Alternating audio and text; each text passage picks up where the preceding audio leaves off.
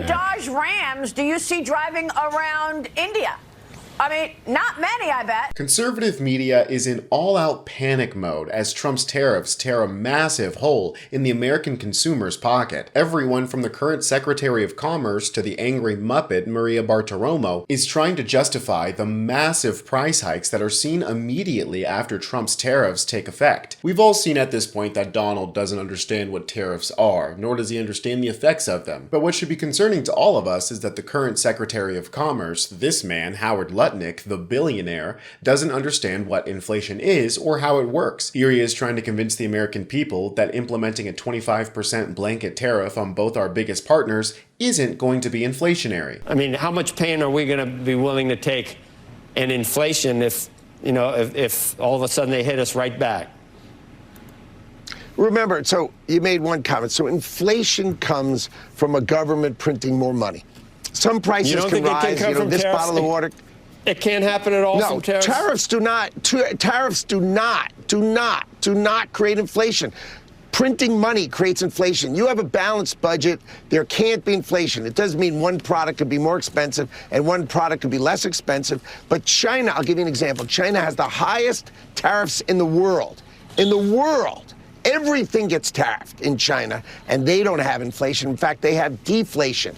India, the second highest tariffs in the world, they don't have inflation. So this concept is just people whining and complaining and not being truthful. The fact is, we need to protect America. Why does China tariff everything, and we give them a free ride back here, and they subsidize the opioid production? They subsidize opioid production. Jesus Christ, somebody check to make sure this guy has his medication. Does he need a Snickers bar or something? He's losing his mind. But what's even more concerning than his unhinged meltdown where the host is basically begging him to stop is the fact that he said multiple times that tariffs aren't inflationary. What he seems to be talking about is the value of the dollar, which goes down when the government prints too much money. But inflation is the price of goods overall. Inflation does go up when you print money, but prices also go up for a myriad of reasons. Even the most scientifically bland man on earth, Republican Rand Paul, says tariffs are simply taxes. Conservatives once united against new taxes.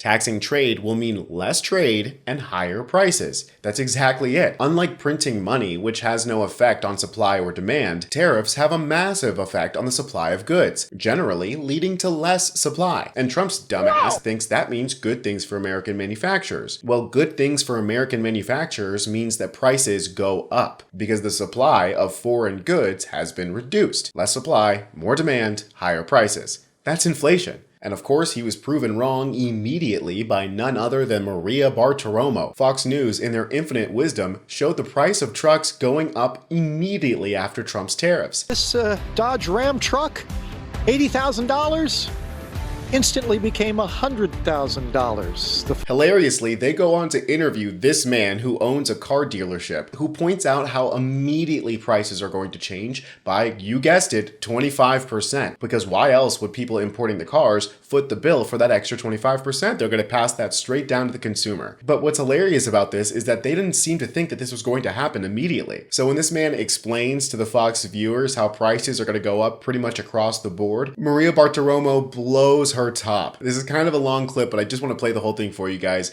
because it's too hilarious watching the reporter realize that he's not getting the answers that he expected. Chrysler Jeep Dodge Ram. Yeah. Impact. Dramatic. I sold order for a customer. $80,000 truck. It's $100,000 now. So he's not going to buy the truck.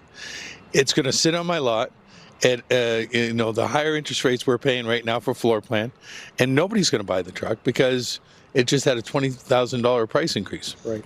Kelley Blue Book will put the number up. They say the average vehicle will go up by about $3,000. Does it sound right to you? No, it will not. We don't have the broad stroke. We don't have the linear, the tight strokes. But to me, it's a 25% tariff. So that affects our parts that come from over these countries, and a whole bunch of our cars. And you've been basing your business model on free trade, basically.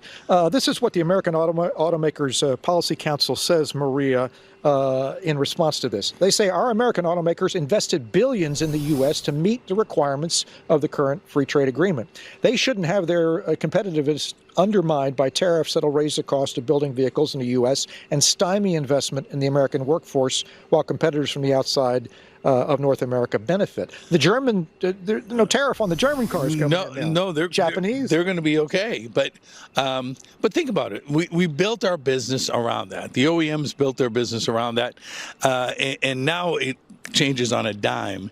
And we can't build a $4 billion plant overnight in the United States. So I think building in the United States is great. I think enhancing the participation from the other countries on the other things, but this is pretty radical. I hear you. There you go, Maria, where the rubber meets the road here. All right, great. Yeah. Pennsylvania. Yeah, exactly. Jeff, thank you. Thank you so much. Jeff Flock at the Dodge Ram plant. Not plant. It's not a plant, Chris. They're selling cars. Thank you, dealership. But you know what? Let me ask you this, okay? Yes. How many Dodge Rams do you see driving around Europe? Okay. How many Dodge Rams do you see driving around India? I mean, not many, I bet. Why? Because they don't buy our cars. And that's what President Trump is trying to change. Maybe Dodge should start building them here and selling them here. Oh, that's so good. It's just too stupid not to talk about. She complains about other countries not buying American cars. Well, they're definitely not going to buy American cars now. These people don't seem to understand that the price of American-made cars is also going to go up. I mean, the man said it himself. Auto parts come from all over the place, even for American cars. And we can't just build plants out of nowhere to make those parts in America. That would take an additional investment by American automakers here in the US, which means they would have to raise the price of their product to cover that additional investment, which means American-made cars also get more expensive. Tariffs are generally a good idea if you have the ability to make the whole thing inside the United States. That's what tariffs are designed to do. Give a leg up to the manufacturing processes that are wholly within the United States. That's why tariffs are generally very targeted. I think that tariffs can sometimes be a very valuable tool. You're trying to protect a little industry that's starting to grow in the United States. You need to onshore a supply chain. We need to get, for example, more of our pharmaceutical production done here at home. It's a danger having it done somewhere else. But simply saying you are a country and we're going to put a tariff in place for everything you've done for Canada, I got to tell you, putting a tariff on maple syrup doesn't help us here at home. All it does is drive up prices for, everybody who wants to eat pancakes. These tariffs are a massively dumb idea, as evident from the ticker that they have in the bottom right corner showing the market continuing to crash. I swear at this point, anybody who regularly watches Fox News needs to be tested for brain damage. I'm Tony Hinderman with Really American, and I'll catch you next time.